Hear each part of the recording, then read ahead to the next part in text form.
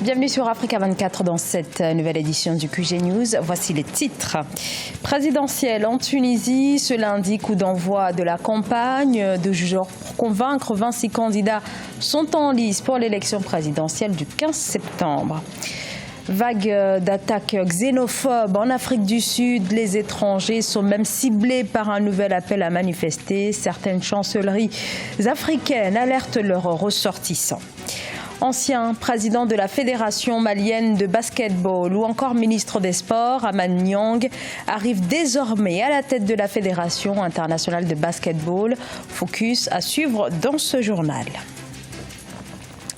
26 candidats retenus pour la présidentielle en Tunisie, 71 ont été écartés. Le Premier ministre Youssef Chahed, le président par intérim du Parlement Abdel Fattah Mourou et l'ex-ministre de la Défense Abdelkrim Zbidi figurent parmi les candidats. L'huissier a également validé la candidature de Nabil Karoui, puissant homme d'affaires et magnat des médias. Le scrutin présidentiel doit se tenir le 15 septembre, mais avant, place à la campagne qui a démarré ce lundi. Solène Duplessis. En Tunisie, 26 candidats s'affronteront pour la présidentielle anticipée du 15 septembre. La liste définitive a été publiée par l'instance supérieure indépendante pour les élections ce samedi 31 août. Parmi eux figurent des personnalités politiques, notamment le Premier ministre Youssef Chahed. En tout cas, Youssef Chahed s'appuie sur d'abord le fait d'avoir été le chef du gouvernement. Donc en fait, toute l'ambiguïté aujourd'hui, d'ailleurs qui impacte lourdement son image, et d'être au four et au moulin. Il était le chef du gouvernement et aujourd'hui candidat. Je pense qu'il a énormément créé une sorte d'image négative de lui et il a donné surtout l'impression de faire un forcing pour pouvoir accaparer ce poste de président de la République. Autre candidature validée par l'instance en charge des élections, celle de Nabil Karoui, l'homme d'affaires et magnat des médias, est détenu depuis le 24 août après avoir été inculpé pour blanchiment d'argent. Nabil Karoui, dont la candidature a bouleversé le paysage politique tunisien, fait figure de favori dans les sondages. C'est un homme qui a une chaîne de télévision. Petit à petit, il s'est fabriqué une notoriété, une image, et puis il s'est rapproché ce qu'on appelle les pauvres, les Tunisiens pauvres. Donc dans cette Tunisie de l'après-révolution, il s'est forgé une image et puis une sorte de respectabilité.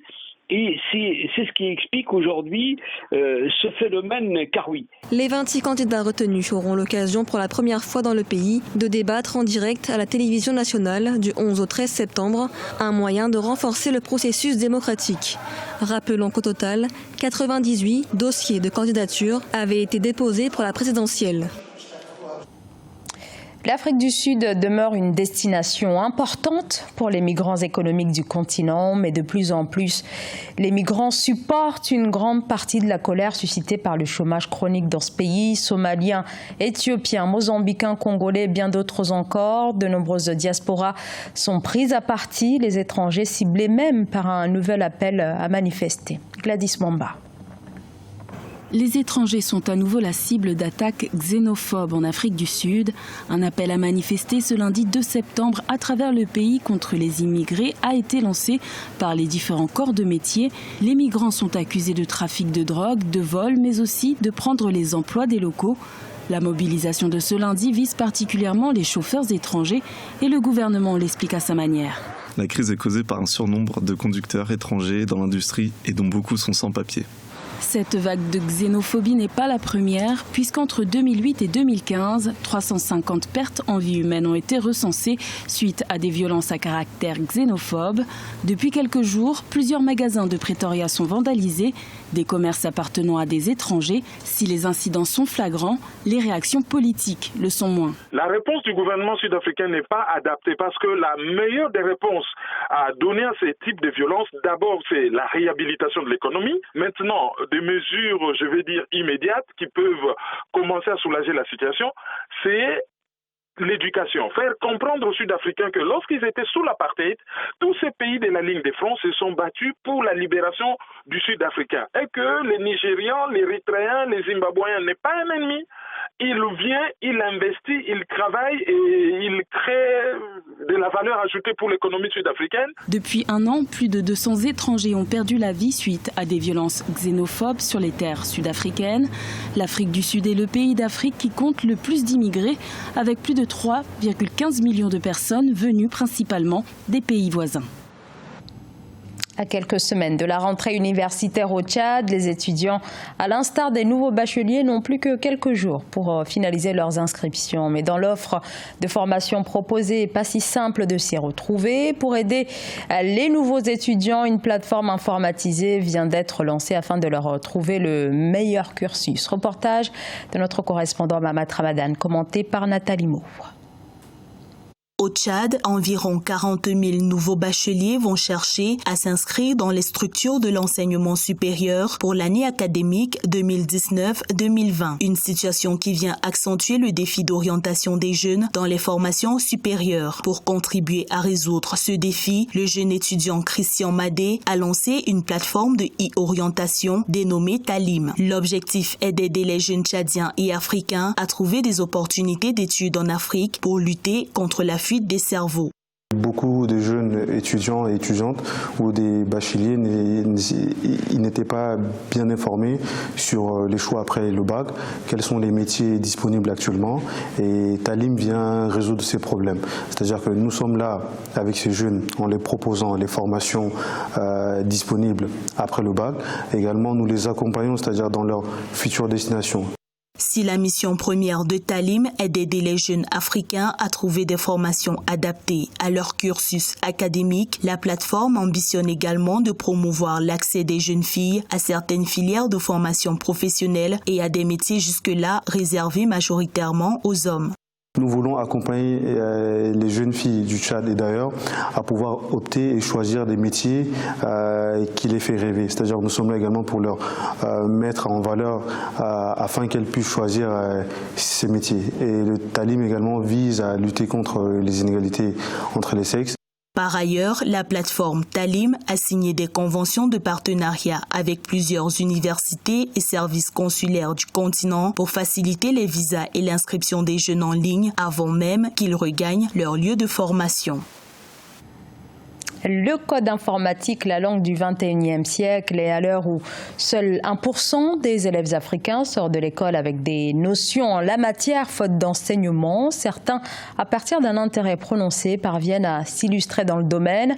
Rencontre au Nigeria avec Basile Okpara, 9 ans, qui grâce à sa maîtrise précoce de la programmation, s'est lancé dans la création de jeux vidéo. Aïssatou Diamanka Besland. Le génie africain ne cesse d'impressionner à travers le monde. L'Afrique a ses talents. Le talent d'aujourd'hui, c'est Basile Okpara, de nationalité nigériane. À seulement 9 ans, il a déjà créé plus de 30 jeux vidéo en moins de 4 mois depuis son entrée dans un centre de codage à Lagos, la capitale. Comme la plupart des enfants de son âge, il aime jouer aux jeux vidéo. Mais Basile ne joue qu'avec les jeux qu'il a lui-même conçus. J'ai commencé à coder cette année et j'ai appris en regardant le jeu d'un camp d'entraînement. Le camp d'entraînement s'appelait Codefest et c'est pourquoi j'aime construire des jeux et parce que les jeux sont très amusants. À son actif, l'attaque à la grenouille, les joueurs défendent la terre des amphibiens, mais aussi Falling Apples, un jeu sur la cueillette des pommes, des jeux qu'il a créés grâce à une application de codage gratuit appelée Cratchito. Son père fut le premier à l'encourager dans sa passion. Basile donne désormais des cours à d'autres enfants. Quand j'ai découvert qu'il s'intéressait à la technologie, j'étais enthousiasmé, conscient du potentiel énorme qui existe dans le secteur des technologies à travers le monde. Vous savez qu'il est très excitant de pouvoir écrire des codes, être capable de créer des objets, de programmer des robots, de programmer quelque chose qui se comporte comme vous le souhaitez. Je n'ai pas eu cette opportunité en grandissant, alors j'ai senti qu'il était important de l'aider à faire ce qu'il veut faire. De plus en plus de jeunes développeurs naissent sur le continent. L'Afrique, une population de plus d'1 milliard d'habitants avec seulement 16% de connectivité à Internet. Les analystes se penchent sur la question Ce secteur technologique pourrait dans les années à venir être un pilier de croissance économique et de développement, notamment pour le Nigeria. Le Malien Amane Niang est élu président de la FIBA, la Fédération internationale de basketball. Une élection à l'unanimité pour l'ancien ministre des Sports, qui a également occupé le poste de vice-président de la FIBA ou encore celui de président de la Fédération malienne de basketball. Amane Niang succède à l'Argentin Horacio Muratore. Reportage signé Mokhtar Bari.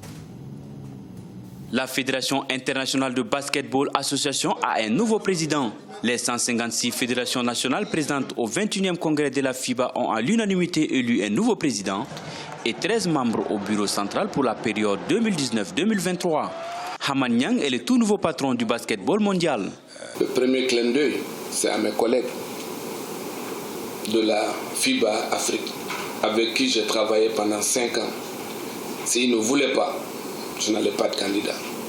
Merci à ces braves personnes qui ont prouvé que l'intérêt général doit primer sur l'intérêt particulier. Amane Niang est un fin connaisseur du basketball. Il fut président de la Fédération malienne de basket de 1999 à 2007, avant d'être ministre des Sports de 2007 à 2011 et ministre de la Culture de 2011 à 2012, puis président de la FIBA Afrique et vice-président de l'instance qu'il préside désormais. Ce n'est pas une chose facile, je l'ai dit tantôt. Le plus simple, le plus facile, c'est d'être président de FIBA. Mais le plus difficile reste à venir. Parce qu'il est bon de rentrer, mais il est bon de rester et de pouvoir terminer en beauté. Notons que sous son mandat à la FIBA Afrique, Amane Niang a contribué à rehausser le niveau du basket africain avec de nouvelles compétitions comme le championnat d'Afrique de basket ou la prochaine ligue professionnelle. Les autorités maliennes ont salué cette élection. Ce journal a été réalisé par l'ensemble de la rédaction. Merci de votre fidélité. Dans un instant, une nouvelle édition de l'actualité sur Africa 24.